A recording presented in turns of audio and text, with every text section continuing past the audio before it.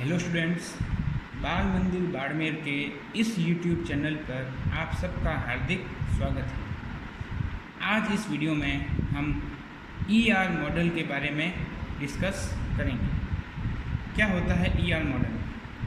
ER model मतलब entity relationship model. दो चीज़ होती है इसमें, एक होती है एंटिटी और एक होती है रिलेशनशिप।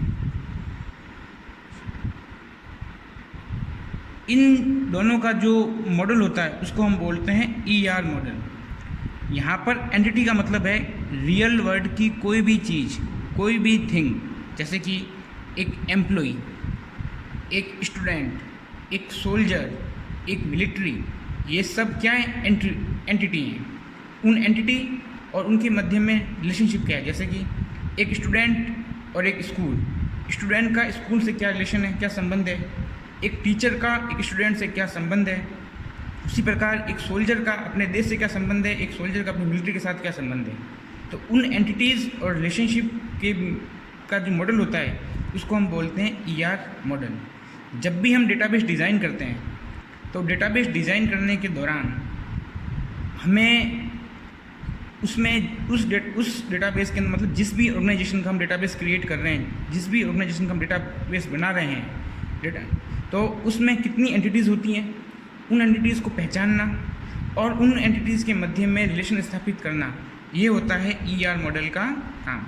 ठीक है, तो आगे बढ़ते हैं। यह लोकप्रिय वैचारिक डेटा मॉडल है। मतलब लोकप्रिय कंसेप्चुअल क्यों कहते हैं? क्योंकि इसको कंसेप्ट के आधार पर बनाया जाता है। जैसे कि मैंने आपको बताया अभी कि किसी भी संगठन या किसी भी ऑर्गेनाइजेशन में अगर हम किसी भी संगठन या किसी भी ऑर्गेनाइजेशन का अगर हम डेटाबेस क्रिएट कर रहे हैं, उसका डेटाबेस बना रहे हैं, तो पहली बात तो हमको ये सोचना पड़ेगा कि उसमें कितनी एंटिटीज़ होंगी, उन सभी एंटिटीज़ के क्या एट्रीब्यूट्स होंगे, एंटिटीज़ के मध्य में संबंध क्या होगा, रिलेशनशिप क्या होगी। तो मतलब सोच करके हम पूरा डेटाबेस डिज़ाइन करते हैं। इसलिए हम बोलते हैं कि यह एक कंसेप्चुअल डेटा मॉडल है और काफ़ी लोकप्रिय भी है। यह डेटा को ग्राफिक्स के रूप में प्रदर्शित करता है। ये ग्राफिक्स के रूप में प्रदर्शित करता है, इसलिए इसको हम ईआर डायग्राम भी बोलते हैं। क्या बोलते हैं? ER diagram. क्योंकि इस मॉडल के अंदर हम जितने भी डेटा होते हैं और उन सभी डेटास के बीच में रिलेशनशिप होती है, मतलब एंटिटी और एंटिटीज़ के मध्य में जो संबंध होता है उसको डायग्राम के रूप में रिप्रेजेंट करते हैं या प्रदर्शित करते हैं।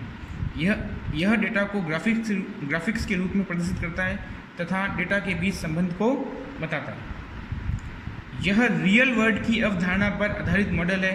देखो यहाँ क्या लाइन लिखी हुई है? रियल वर्ल्ड की अवधारणा पर आधारित, मतलब अवधारणा पर आधारित है। ऐसा नहीं है कि अगर किसी संगठन का हम डेटाबेस क्रिएट कर रहे हैं तो वो हर बार एक जैसा ही रहेगा, ऐसा जरूरी नहीं है। मतलब वो अवधारणा पर आधारित है। डेटाबेस जैसा हम डिज़ाइन कर रहे हैं वो सही होना चाहिए, बाकी एंटिटीज़ आगे पीछे हो जाए इससे कोई मतलब नहीं है। ठीक है, जो एंटिटीज़ और उनके मध्य में रिलेशनशिप को दर्शाता है। अब जब भी हम ईआर मॉडल को बनाते हैं तो ईआर मॉडल को बनाने के लिए हमारे पास में कुछ नोटेशंस होते हैं। वो मैं कुछ नोटेशंस या कुछ सिंबल्स आपके सामने दिखा रहा हूँ कि हम किस प्रकार उसको डिज़ाइन करेंगे। जब भी हम किसी एंटिटी को बताएंगे तो उसके लिए हम लेंगे इस आयत शेप को, एक रेक्टेंगल जो शेप होती है इसको हम लेंगे एंटिटी को दर्शाने के लिए। एक होती है हमारी वीक एंटिटी। देखो एंटिटी और वीक एंटिटी में फ़र्क ये होता है कि ऐसी वीक एंटिटी के अंदर कोई एक एट्रीब्यूट, ऐसा एट्रीब्यूट होता है जो कि उस एंटिटी को आइडेंटिफाई करता है, लेकिन वीक एंटिटी के अंदर ऐसा कोई एट्रीब्यूट नहीं होता है। इसको हम सबको आगे डिटेल में पढ़ेंगे, अभी आपको मैं सिर्फ सिंबल्स के बारे में बता रहा हूँ। अगला है एट्रीब्यूट। देखो हर एंटिटी के गुण होते हैं, तो उन गुणों को दर्शाने, उन गुणों को हम क्या बोलते हैं? एंटिटी के एट्रीब्यूट। जब भी हम डायग्राम के अंदर एट्रीब्यूट बताऊंगा, किसी भी एंटिटी के एट्रीब्यूट्स को बताऊंगा, तो उसके लिए मैं इस सिंबल का यूज़ लूँगा, जिसको बोलते हैं इलिप्स का सिंबल या दीर्घवृत्त जिसको हम कह सकते हैं हिंदी में। अगला है multi valued attribute. Multi valued attribute वो होते हैं जिन एट्रीब्यूट्स में एक से ज़्यादा वैल्यूज आती है। जैसे कि फ़ोन नंबर आप जानते हो कि होम फ़ोन नंबर भी होते हैं, ऑफिस फ़ोन नंबर भी होते हैं, पर्सनल फ़ोन नंबर भी होते हैं। तो इस टाइप के एट्रीब्यूट जो होते हैं ना, वो कहलाते हैं मल्टी वैल्यूड एट्रीब्यूट, जिसको हम डबल दीर्घवृत्त के द्वारा दर्शाते हैं। अगला है डेराइव्ड एट्रीब्यूट। ये जो नोटेशन होता है डैश डैश डैश जो दीर्घवृत्त होता है, डैश दीर्घवृत्त, ये होता है डेराइव्ड एट्रीब्यूट। डेराइव्ड एट्रीब्यूट जैसे कि आपकी एज, आपकी उम्र, या फिर आपके परसेंटेज, जो आपकी उम्र है वो आज की डेट और आपकी डेट ऑफ बर्थ के आधार पर डिसाइड होती है। आपके परसेंटेज हैं जो टोटल नंबर और आपने उनमें से कितने नंबर गेन किए उसके आधार पर डिसाइड होते हैं। तो ये सब क्या कहलाते हैं? Derived attribute. अगला है कंपोजिट एट्रीब्यूट, मतलब ऐसे एट्रीब्यूट जिनके आगे और एट्रीब्यूट बनते हैं। जैसे कि हमारा नाम, हमारे नाम में क्या होता है? हमारा नाम तो होता ही है, हमारा नाम, फिर उसका फर्स्ट नेम, फिर मिडिल नेम, फिर लास्ट नेम, जो आगे जो एट्रीब्यूट आगे और डिवाइड हो जाते हैं तो वो क्या कहलाते हैं? हमारे कंपोजिट एट्रीब्यूट्स।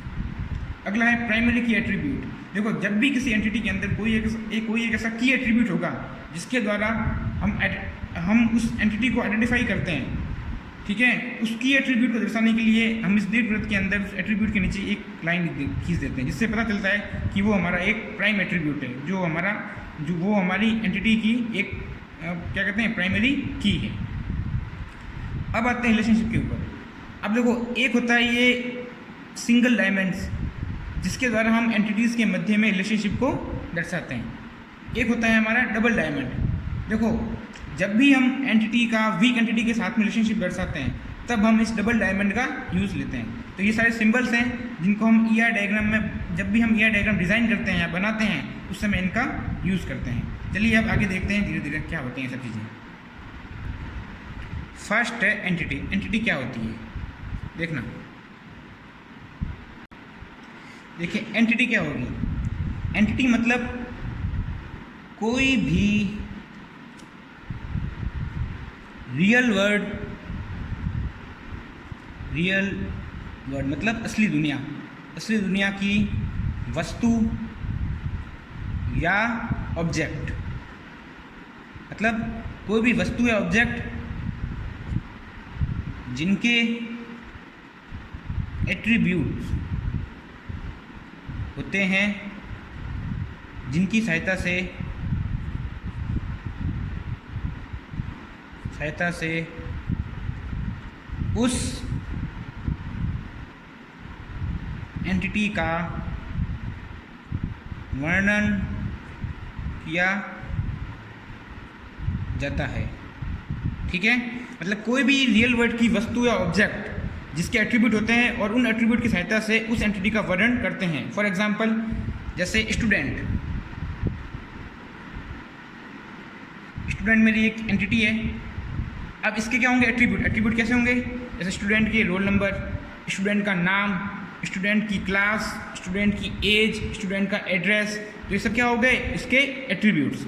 उन एट्रीब्यूट्स के द्वारा हम उस एंटिटी का हम क्या करते हैं? उसको डिस्क्राइब करते हैं या उसका वर्णन करते हैं। वैसे ही कोई पर्सन, कोई सोल्जर,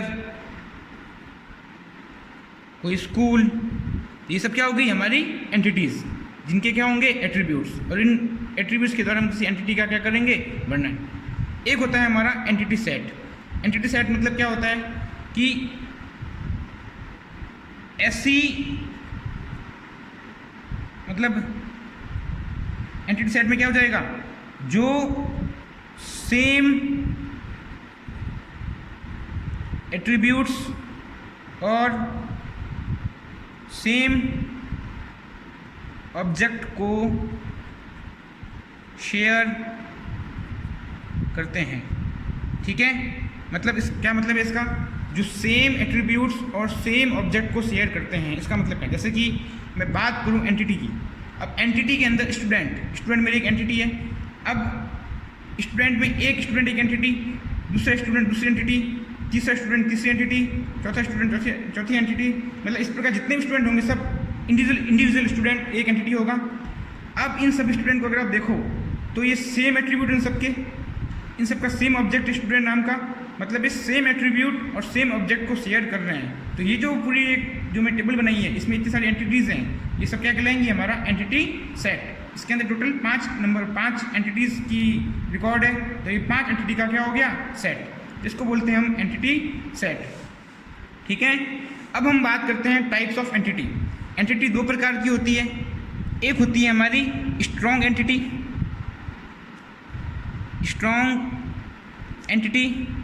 और एक हमारी होती है वीक एंटिटी। देखो स्ट्रॉन्ग एंटिटी कौन सी होती है? ऐसी एंटिटी जिसमें की एट्रीब्यूट होता है, की एट्रीब्यूट होता है, अर्थात जिस एंटिटी में प्राइमरी की बनाई जा सकती है। मतलब की एट्रीब्यूट का मतलब है कि एक ऐसा एट्रीब्यूट जिसकी सहायता से हम उस एंटिटी को दूसरी एंटिटीज उस एंटिटी को एंटिटी सेट के अंदर यूनिकली आइडेंटिफाई कर सकते हैं। जैसे कि हमारी एक एंटिटी है स्टूडेंट, ठीक है। अब स्टूडेंट एंटिटी के अंदर हमारे पास एक की एट्रीब्यूट है रोल नंबर। रोल नंबर सभी स्टूडेंट का क्या होता है? अलग अलग होता है। रोल नंबर कह दो या आईडी कह दो, या फिर मैं यहाँ ले लेता हूँ रजिस्ट्रेशन नंबर, क्योंकि रोल नंबर तो अलग अलग क्लास होगी तो रोल नंबर सेम हो सकते हैं। तो अगर मैं लेता हूँ रजिस्ट्रेशन नंबर, मतलब स्कूल में वो कब आया, जब वो स्कूल में आएगा, जब उसका पंजीयन संख्या की जाएगी तो पंजीयन संख्या हर स्टूडेंट की क्या होगी? अलग होगी। तो ऐसी एंटिटी जिसके अंदर कोई की एट्रीब्यूट होता है उसको हम बोलते हैं स्ट्रॉन्ग एंटिटी। और ऐसी एंटिटी जिसमें कोई की एट्रीब्यूट नहीं होता, कोई की एट्रीब्यूट नहीं होता, ऐसी एंटिटी वीक एंटिटी कहलाती है। जैसे फॉर एग्जांपल मैं बात करता हूँ, माना जैसे कि एक हमारी एंटिटी है रूम, एक हमारी एंटिटी है सीट। सीट एंटिटी के मैंने दो एट्रीब्यूट डिफाइन कर दिए, सीट नंबर, ठीक है, और सीट पोजीशन, हमारी सीट की पोजीशन। ये इस एंटिटी के दो एट्रीब्यूट हो गए। एक है हमारी रूम के दो एट्रीब्यूट हो गए, एक रूम की कैपेसिटी और एक हो गया हमारा रूम नंबर, ठीक है। एक रूम नंबर और एक रूम की कैपेसिटी। अब जैसे कि मैं बात करूं रूम सीट की, अगर मैं किसी स्टूडेंट को कहूँ कि तुम्हारी सीट नंबर 10 है जो 3rd रो के अंदर है, तो अब मुझे कैसे मालूम चलेगा कि किस रूम के अंदर 10 सीट नंबर और 3rd रो? तो हमारी ये सीट क्या कहलाएगी? एक वीक एंटिटी। वीक एंटिटी हमेशा मैं डबल आयत के द्वारा प्रदर्शित करता हूँ, ठीक है। जब तक हमको रूम नंबर नहीं मालूम होगा, जब तक हमको रूम नंबर का पता ही नहीं होगा, तब तक हम कैसे पता लगाएंगे कि हमारी सीट नंबर 10 और रो नंबर 3 किस रूम के अंदर है? तो इस एंटिटी के अंदर एक भी ऐसा कॉलम नहीं है जिससे हम ये पता लगा सकते हैं। तो इसको हम बोलते हैं वीक एंटिटी। जब भी हम वीक एंटिटी के साथ रिलेशनशिप दर्शाते हैं तो किसका यूज़ लेते हैं? डबल डायमंड का, जो मैंने आपको ईआर डायग्राम नोटेशन के अंदर बताया था, ठीक है। रूम इनकी रिलेशनशिप क्या हो जाएगी? इन, ओके।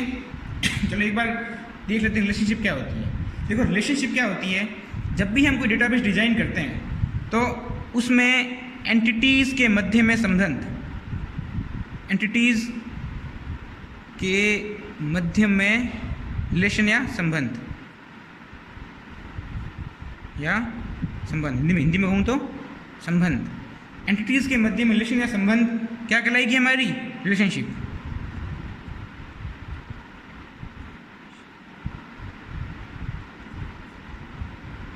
एग्जाम्पल लूँ तो जैसे कि मैं बात करता हूँ स्टूडेंट की और स्कूल की। अब स्कूल एक एंटिटी हो गई, स्टूडेंट मेरी एक एंटिटी हो गई। अब इन दोनों में रिलेशन क्या होगा कि student take admission in school, मतलब स्टूडेंट क्या होगा? एडमिशन टेक्स मतलब स्टूडेंट क्या होगा, स्टूडेंट किसी स्कूल के अंदर एडमिशन लेगा तो स्टूडेंट और स्कूल के बीच में रिलेशनशिप क्या होगी, एडमिशन टेक्स। ठीक है, तो ये एडमिशन जो रिलेशनशिप हो गया ये किसमें होगी हमारी, ये क्या होगी हमारी रिलेशनशिप होगी स्कूल स्टूडेंट और स्कूल के अंदर। वैसे ही अगर मैं बात करूँ स्टूडेंट और टीचर की, तो इसकी रिलेशनशिप क्या होगी कि टीचर टीचर्स स्टूडेंट्स हैं और स्टूडेंट टीच फ्रॉम टीचर्स। तो मतलब टीचर क्या होगा, स्टूडेंट को पढ़ाएगा, तो ये टीचर्स क्या है हमारी एक रिलेशनशिप हो गई।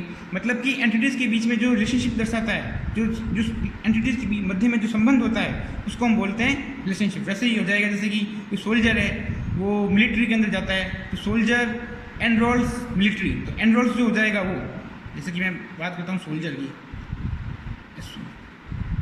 सोल्जर हो गया, ये हो गया मिलिट्री।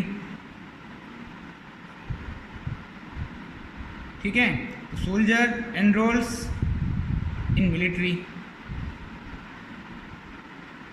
तो ये एनरोल्स हो गया, ये टीचर्स हो गया, एडमिशन हो गया, ये सब क्या है रिलेशनशिप, जो एंटिटीज़ के मध्य में रिलेशनशिप को बताते हैं किसी भी डेटाबेस के अंदर। ठीक है, अब देखते हैं कि एंटिटीज़ क्या होती है और एंटिटीज़ के एट्रीब्यूट्स क्या होते हैं। एट्रीब्यूट्स, एट्रीब्यूट्स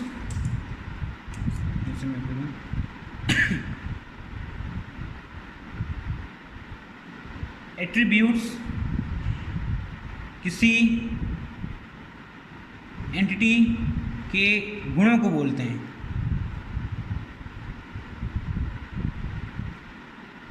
जो कि उस एंटिटी का वर्णन करते हैं। मतलब जो एंटिटी को डिस्क्राइब करते हैं वो एंटिटी के एट्रीब्यूट्स कहलाते हैं। ठीक है, जैसे कि कोई स्टूडेंट एंटिटी है माना कि मेरी, तो स्टूडेंट की आईडी, स्टूडेंट का नाम, उसका एड्रेस, उसकी एज, तो वो सब क्या कहलाएगी, जैसे कि इसका एड्रेस, जैसे कि मैं इसको एक डायग्राम के रूप में बताऊँगा आपको। ये मेरी एक एंटिटी है स्टूडेंट, इसको मैं आयत के अंदर दिखाऊंगा, इसके सारे एट्रीब्यूट्स, स्टूडेंट की आईडी, स्टूडेंट का नेम, ठीक है, उसकी क्लास, स्टूडेंट की क्लास, उसका एज, उसका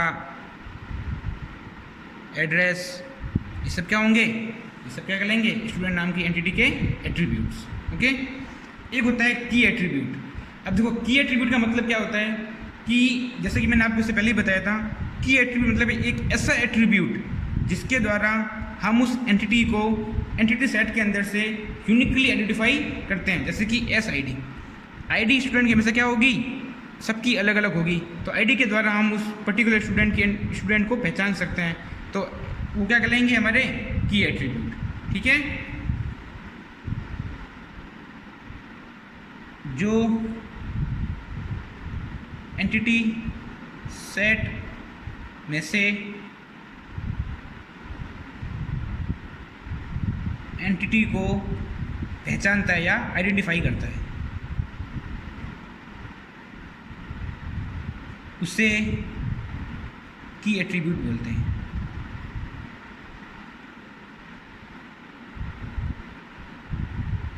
ठीक है, ये हमारा क्या कहलाएगा की एट्रीब्यूट। अब देखते हैं टाइप्स ऑफ एट्रीब्यूट। एट्रीब्यूट के प्रकार, टाइप्स ऑफ एट्रीब्यूट। इसमें जो सबसे पहला होता है वो होता है सिंगल एट्रीब्यूट। देखो एट्रीब्यूट दो प्रकार के होते हैं, एक होता है एट्रीब्यूट है तो कई प्रकार के हैं, लेकिन उसमें से भी होता है एक सिंगल, एक होता है कंपोजिट। कंपोजिट और सिंगल।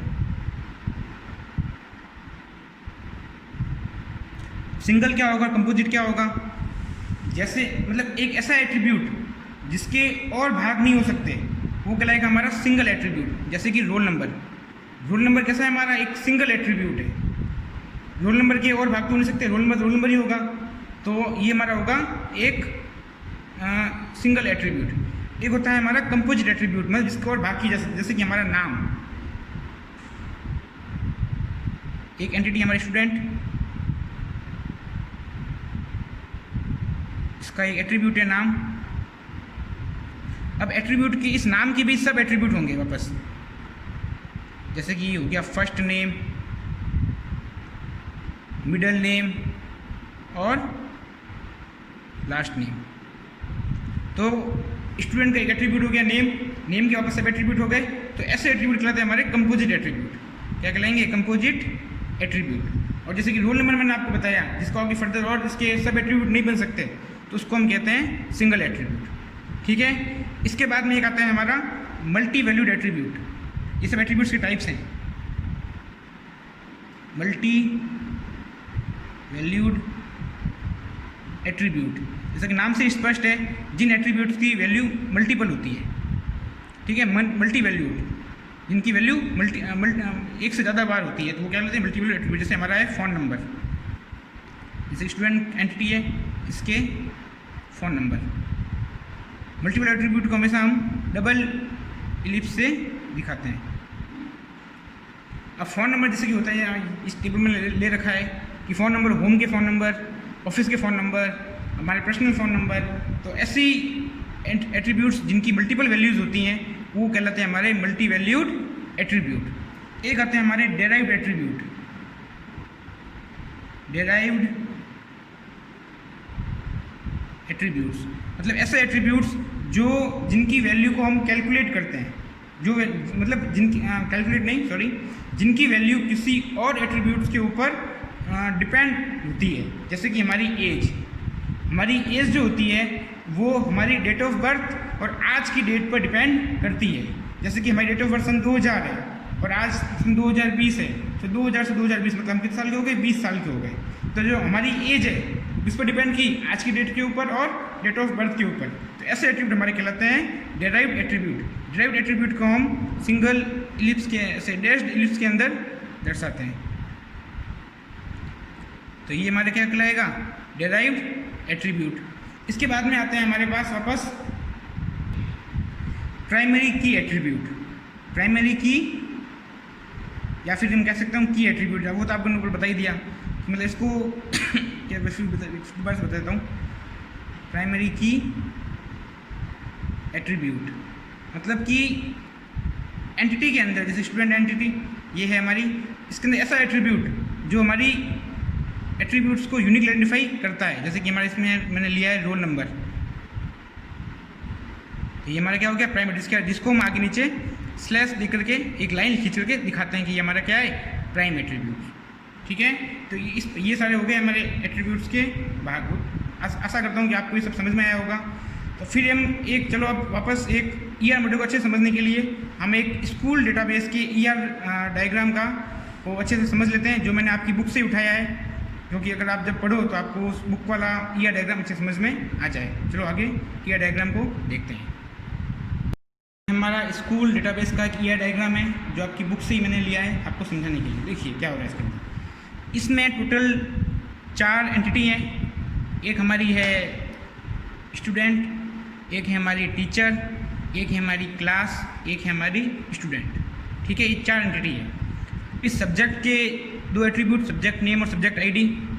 टीचर के एट्रीब्यूट है 5, teacher name, teacher ID, teacher salary, address और फ़ोन नंबर। ये डबल स्लैश, इसका मतलब फ़ोन नंबर कैसा एट्रीब्यूट होते हैं हमारे?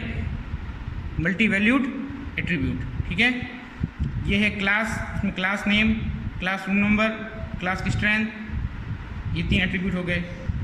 एक स्टूडेंट, इसके phone number, age, address, student का नाम, रोल नंबर, ये उसके एट्रीब्यूट्स हो गए। ठीक है। अब देखिए रिलेशनशिप सब्जेक्ट और टीचर की रिलेशनशिप क्या होगी कि टीचर टीचर्स सब्जेक्ट। टीचर किसी ना किसी मतलब सब्जेक्ट को पढ़ाएगा और सब्जेक्ट टीचर्स बाय टीचर, मतलब टीचर भी किसी सब्जेक्ट को पढ़ सकता है। जैसे ही क्लास और टीचर्स के बीच में क्या होगी? टीचर क्लास टेक्स, मतलब टीचर को ना कोई क्लास लेगा। ठीक है। उसकी इसकी रिलेशनशिप ये हो गई।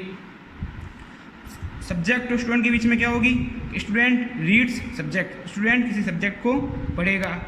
वैसे ही स्टूडेंट्स और क्लास, देखो यहाँ पर एक डबल स्लैश किया है मैंने यहाँ पे, इसका मतलब होता है टोटल पार्टिसिपेशन, और देखो दो होते हैं, एक भागीदारी भी होती है, एक होती है टोटल, एक होती है आंशिक मतलब या पार्शियल। टोटल भागीदारी में क्या होता है कि जैसे कि स्टूडेंट और क्लास के बीच में जो हमारा रिलेशनशिप बनी है वो बनी है एडमिशन की, मतलब स्टूडेंट क्लास के अंदर किसी ना किसी इस क्लास के अंदर एडमिशन लेगा।